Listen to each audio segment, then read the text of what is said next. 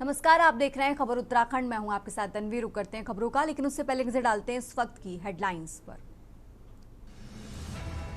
धामी सरकार की कैबिनेट बैठक आज। गैरसैंण में बजट सत्र पर लग सकती है मोहर। मार्च के दूसरे सप्ताह 9 मार्च से प्रारंभ होगा बजट सत्र। खटीमा से सरकारी कार्यक्रम के दौरान हंगामा, जमीन विवाद पर 2 वरिष्ठ व्यवसायी भिड़े। रामलीला मैदान पर हुआ विवाद। देहरादून में भूमाफियाओं पर जिला प्रशासन का बड़ा एक्शन। गलजवाड़ी में बरसाती नाले पर बनी 8 मीटर पक्की दीवार ध्वस्त। डोईवाला के चांदमारी में हादसा, दुकान का शटर तोड़कर अंदर घुसी गाड़ी। विजय रावत की दुकान में घुसी गाड़ी। अंकिता हत्याकांड पर बोले सीएम धामी, आरोपी जेल में लेकिन कुछ लोग सिर्फ राजनीति कर रहे। उत्तराखंड में आज बिगड़ने वाला है मौसम। उत्तरकाशी, चमोली समेत कई जिलों में बारिश, बर्फबारी का अलर्ट। आप देख रहे हैं के न्यूज़, खबरों का सारथी। और अब रुक करते हैं खबरों का। खबर आपको डोईवाला से बता रहे हैं, जहां डोईवाला के चांदमारी में हादसा हुआ है। दुकान का शटर तोड़कर अंदर घुसी गाड़ी। विजय रावत की दुकान में गाड़ी घुसी है। भगत सिंह चौक पर यह हादसा हुआ है। डोईवाला से खबर आपको बता रहे हैं, जहां विजय रावत की दुकान में गाड़ी घुसी। भगत सिंह चौक पर यह हादसा हुआ है, जहां दुकान का शटर तोड़कर अंदर घुसी गाड़ी। तो डोईवाला से खबर आपको बता रहे हैं, जहां दुकान का शटर तोड़कर अंदर घुसी गाड़ी। विजय रावत की दुकान में गाड़ी घुसी। डोईवाला से ये खबर आपको बता रहे हैं, भगत सिंह चौक पर यह हादसा हुआ।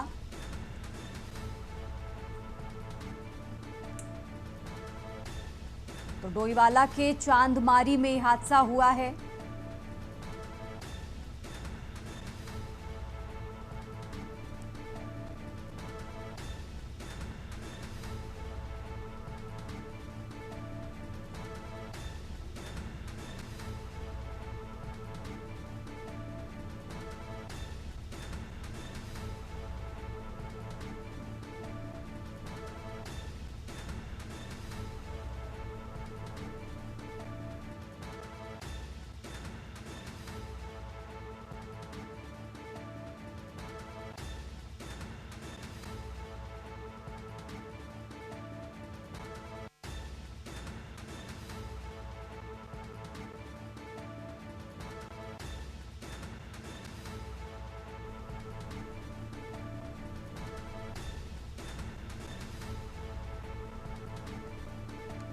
तो डोईवाला से खबर आपको बता रहे हैं, जहां विजय रावत की दुकान में गाड़ी घुसी। भगत सिंह चौक पर यह हादसा हुआ है। डोईवाला से यह अहम जानकारी आपको बता रहे हैं, जहां डोईवाला के चांदमारी में यह हादसा हुआ। दुकान का शटर तोड़कर अंदर घुसी गाड़ी। विजय रावत की दुकान में गाड़ी घुसी है। तस्वीरें आपको टीवी स्क्रीन पर दिखा रहे हैं। और डोईवाला से खबर, जहां भगत सिंह चौक पर यह हादसा हुआ है। और आगे बढ़ते हैं खबरों में। खबर देहरादून से है, जहां भूमाफियाओं पर जिला प्रशासन का बड़ा एक्शन।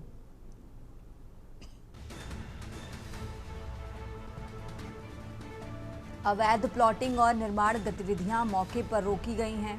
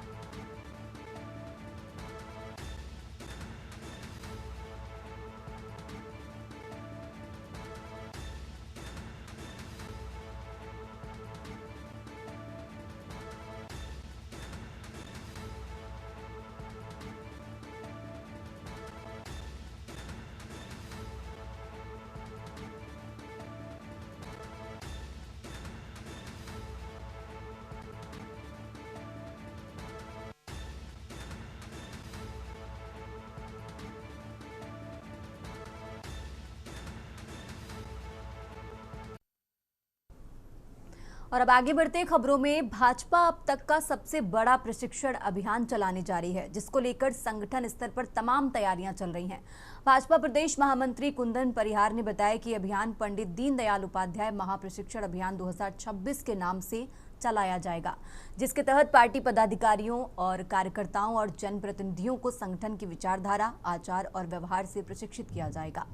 भारतीय जनता पार्टी के इस प्रशिक्षण अभियान की शुरुआत राष्ट्रीय स्तर पर हो चुकी है, जिसके लिए 5 फरवरी को नई दिल्ली स्थित पार्टी कार्यालय में राष्ट्रीय कार्यशाला का आयोजन किया गया था और 17 फरवरी को उत्तराखंड प्रदेश कार्यालय में कार्यशाला का आयोजन किया जाएगा, जिसमें प्रशिक्षण देने वाले कार्यकर्ताओं को प्रशिक्षित किया जाएगा।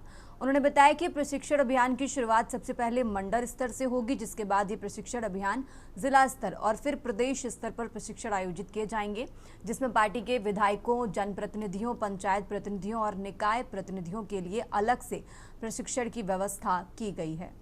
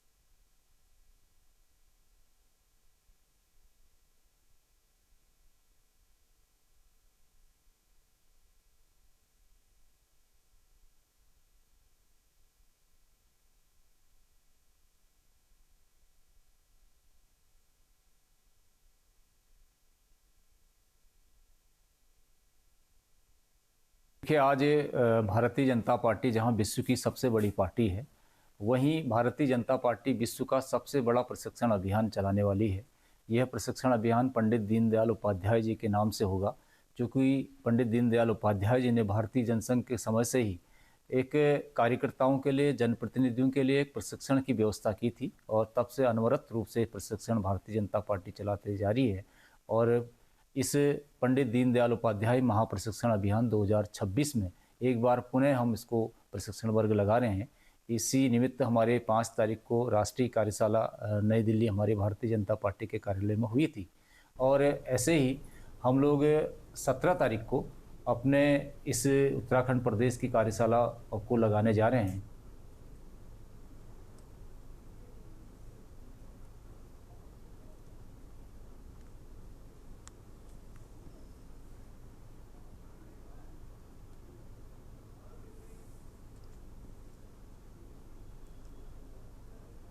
और अब आगे बढ़ते हैं खबरों में। टिहरी बांध से संबंधित कई योजनाओं को जोड़ने के लिए टिहरी के विधायक किशोर उपाध्याय द्वारा मुख्यमंत्री धामी के समक्ष कुछ प्रस्ताव रखे गए थे, जिनको मुख्यमंत्री धामी द्वारा संचालित करने के लिए मंजूरी दे दी गई। वहीं तमाम विषय पर चर्चा करते हुए टिहरी के भाजपा विधायक किशोर उपाध्याय ने बताया कि प्रदेश में टिहरी बांध के जरिए देश के 73% हिस्से में रह रहे लोगों को पानी प्राप्त हो रहा है। उन्होंने बताया कि टिहरी बांध राज्य की अर्थव्यवस्था की दृष्टि से 1/4 आय का स्रोत भी बन सकता है, जिसके लिए 1300 करोड़ की एक योजना बनाई गई है और जिसको पूरा करने के लिए राज्य सरकार द्वारा धनराशि भी प्रदान कर दी गई है। किशोर उपाध्याय ने आशा जताई कि प्रदेश में पर्यटन की दृष्टि से टिहरी बांध की भी एक अहम भूमिका साबित हो, उसके लिए योजना बनाकर काम किया जा रहा है। साथ ही नई टिहरी में 1/4 काम पूरा भी हो चुका है। उन्होंने उदाहरण देते हुए बताया कि जिस प्रकार हाल ही में ओलंपिक खेल व एग्रो संबंधित कार्यक्रम किए गए और कई वाटर स्पोर्ट्स खेले गए, इन सबसे निश्चित ही पर्यटन की दृष्टि से टिहरी को एक अलग पहचान मिल सकती है।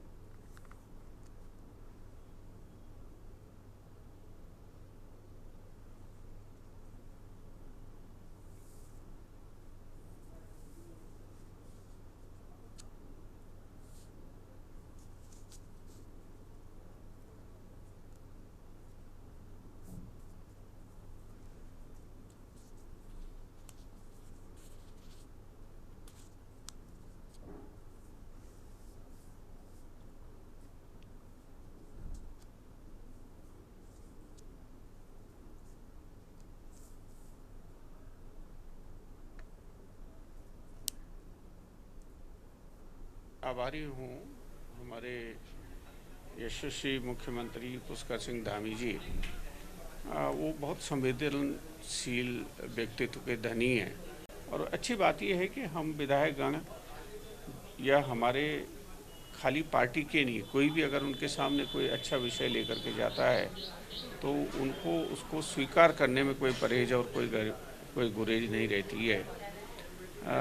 टिहरी इस देश की जो पहले तो ये कही कि पूरे देश के 73% लोगों को पानी के रूप में जीवन दे रहा है। और अब खबर खटीमा से है, जहां भारत नेपाल बॉर्डर क्षेत्र में रामदीला मैदान में आयोजित जन जन की सरकार जन जन के द्वार कार्यक्रम के दौरान अचानक माहौल तनावपूर्ण हो गया। कार्यक्रम के बीच नगर के 2 वरिष्ठ व्यवसायी आपस में भिड़ गए। जानकारी के अनुसार ये विवाद पुरानी जमीन संबंधी मामले को लेकर हुआ। बताया जा रहा है कि मिल व्यवसायी दीपक बत्रा और होटल व्यवसायी महेंद्र ठाकुर के बीच लंबे समय से जमीन को लेकर विवाद चल रहा था। कार्यक्रम के दौरान दोनों पक्ष आमने सामने आ गए और एसडीएम के समक्ष ही तीखी बहस शुरू हो गई। स्थिति को बिगड़ता देख मौके पर मौजूद प्रशासनिक अधिकारियों और पुलिसकर्मियों ने तुरंत हस्तक्षेप कर दोनों को अलग कराया और मामला शांत कराया। एसडीएम तुषार सैनी ने मामले की गंभीरता को लेते हुए दोनों व्यवसायियों को तलब किया है। उन्होंने स्पष्ट किया कि विवाद की निष्पक्ष जांच कराई जाए, नियमानुसार समाधान भी किया जाएगा।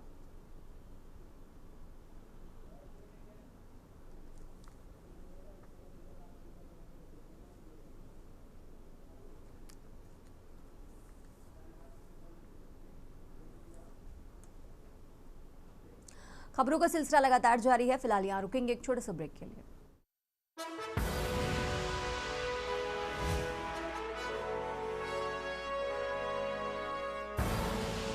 आप देख रहे हैं के न्यूज, खबरों का सारथी। ब्रेक से वापस आ चुके हैं, रुक करते हैं खबरों का। उत्तराखंड में लगातार अवैध अतिक्रमण व अवैध जमीन कब्जे को लेकर धामी सरकार सख्त है। इसी बीच भारतीय सैन्य अकादमी यानी आईएमए की सुरक्षा को ताक में रखकर इस्लामिक संस्था द्वारा कृषि भूमि को बिना लैंड यूज कराए बेच दिए जाने का मामला देहरादून में सामने आने से चर्चा में है। खास बात यह है कि उक्त प्रकरण शेखुल हिंदू एजुकेशन चैरिटेबल ट्रस्ट से जुड़ा है। इस ट्रस्ट के अध्यक्ष डॉक्टर महमूद असद मदनी हैं, जो दारुल उलूम देवबंद और जमीयत उलेमा ए हिंद के नेता और राज्यसभा सदस्य भी रहे हैं। ये मामला सुर्खियों में आने के बाद सीएम पुष्कर सिंह धामी ने गृह सचिव शैलेश बैगोली के जरिए जिला प्रशासन से रिपोर्ट तलब की। एसडीएम विकास नगर विनोद कुमार को इस भूमि प्रकरण पर जांच रिपोर्ट मांगी गई है। प्रारंभिक रिपोर्ट के अनुसार महमूद असद मदनी के शेखुल हिंद ट्रस्ट द्वारा खरीदी गई भूमि जांच के दौरान ये तथ्य प्रकाश में आया कि ट्रस्ट द्वारा 15 व्यक्तियों को बड़े भूखंड के रूप में भूमि विक्रय की गई है। ये रिपोर्ट देखिए। 2022 में हुए चुनाव में कांग्रेस के सामने चुनौती रहा मुस्लिम यूनिवर्सिटी बनाने का मामला एक बार फिर चर्चाओं में आ गया है, जिस पर अब भाजपा और कांग्रेस फिर आमने सामने हैं।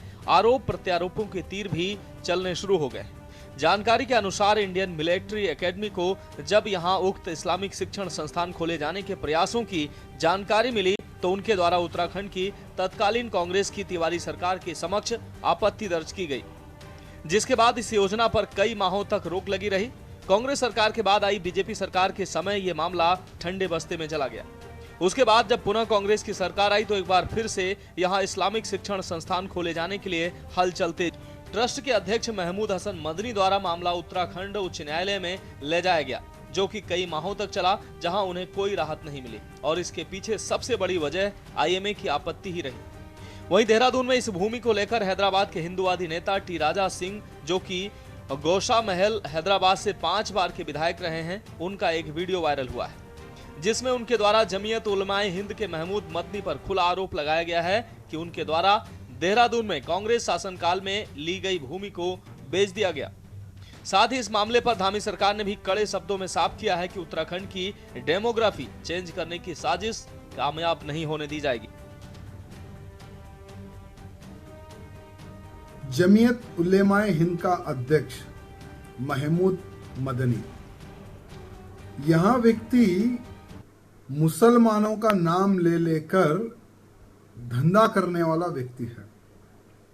मैं क्यों बोल रहा हूं वो आपके सामने रखूंगा।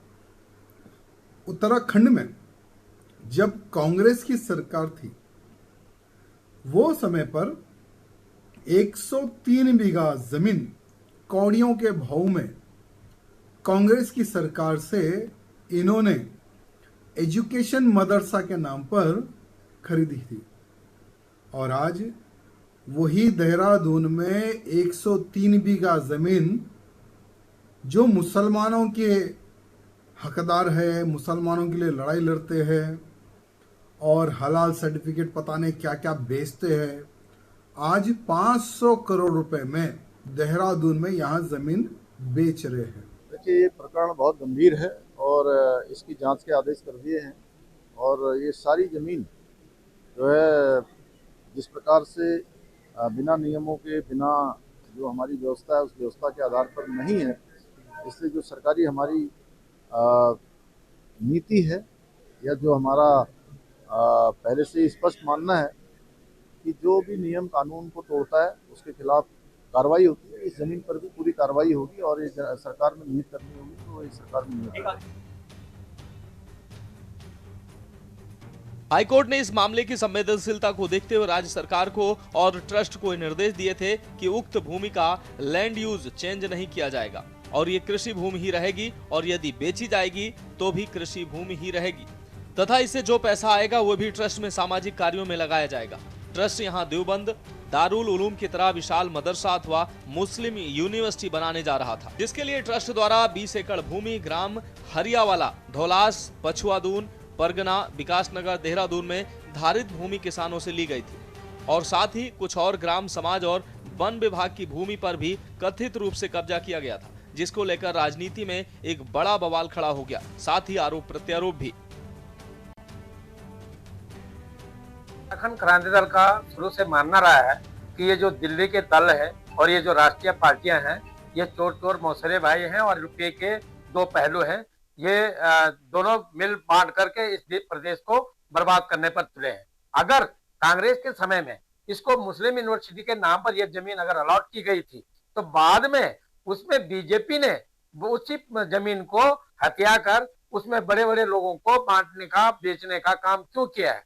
और अब जब चुनाव सिर पे है, 2027 सामने दिख रहा है और बीजेपी शुरू से ही तुष्टिकरण, धर्म और बेधर्म की बात करती है, तो उनको एक अच्छा यह भी मौका मिल गया है कि हमने यूनिवर्सिटी की जो जमीन थी उस पे जो कब्जा हो रहा था उसको रोक दिया। देखिए, मुस्लिम यूनिवर्सिटी की बात सत्ता में बैठे हुए लोगों ने 2022 के चुनाव में दी थी और लगातार इस बात को कहते आ रहे हैं।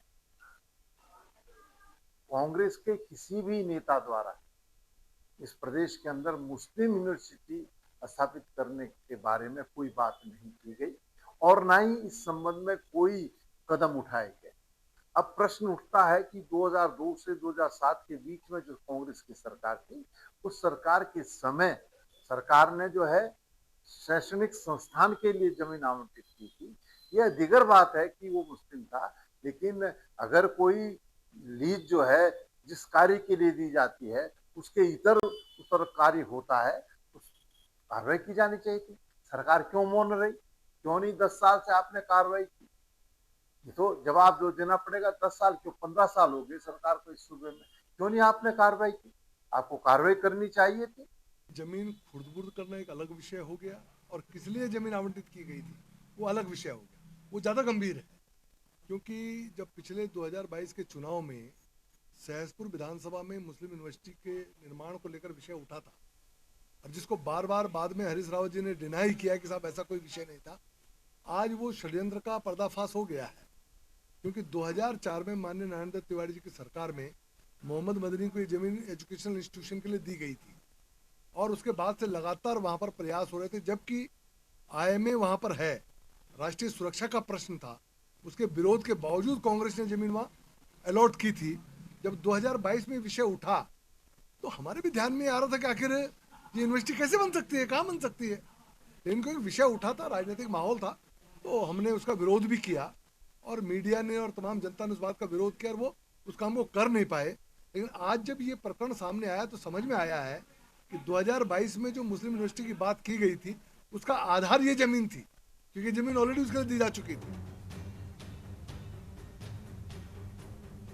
आपको बता दें कि 2022 के विधानसभा चुनाव के दौरान बीजेपी ने कांग्रेस पर देवभूमि उत्तराखंड में मुस्लिम यूनिवर्सिटी खोले जाने पर सवाल उठाए थे और यह मुद्दा सुर्खियों में रहा और जनमानस में गहराया रहा। आज भी कांग्रेस नेता इस पर सफाई देते रहते हैं कि उनकी ऐसी कोई योजना नहीं थी, लेकिन इस बार भाजपा इस प्रकरण को लेकर जरूर कांग्रेस को मुस्लिम प्रेमी बताने की कोशिश में जुटी है। वहीं भाजपा उत्तराखंड की डेमोग्राफी चेंज करने की साजिश का आरोप कांग्रेस को ही बता रही है। अब देखना होगा कि इस बार फिर चुनाव आने से पहले मुस्लिम यूनिवर्सिटी का मुद्दा भाजपा आगामी चुनाव में भुनाने में कामयाब रहेगी या नहीं। Uttarakhand desk report.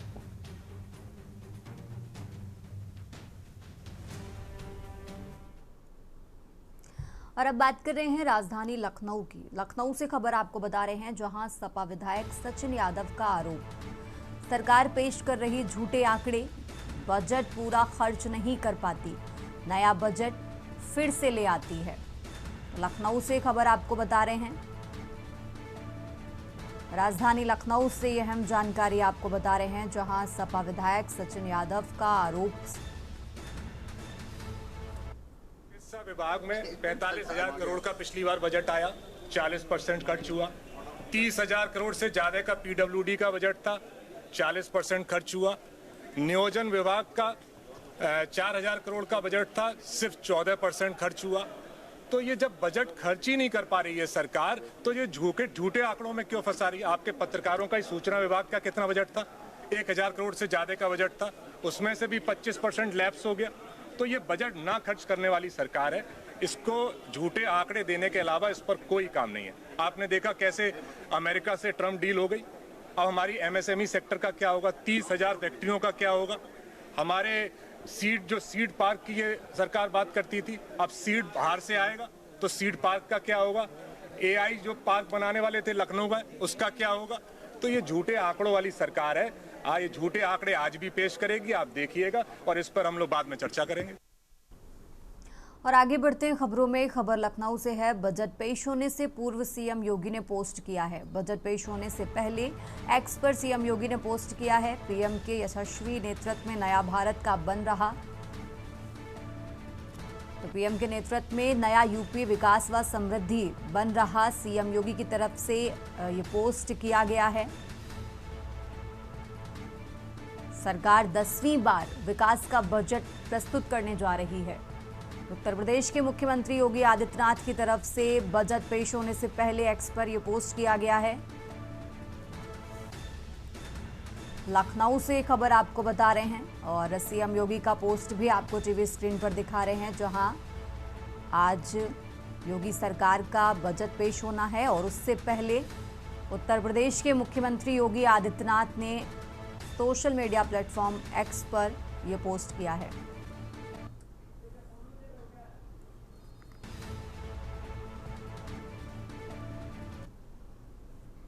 और आगे बढ़ते हैं खबरों में। यूपी विधानसभा बजट सत्र से पहले समाजवादी पार्टी के महासचिव शिवपाल यादव ने आम बजट को लेकर पोस्ट किया है। लिखा कि बजट से पहले ही जनता का हिसाब साफ है, रोजगार शून्य है, किसान कर्ज में है, नौजवान निराश हैं, अब जुमलों का बजट नहीं चलेगा।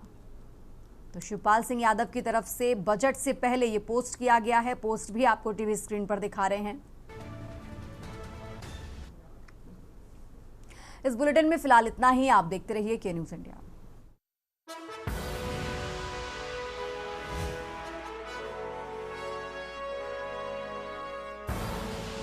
आप देख रहे हैं के न्यूज़, खबरों का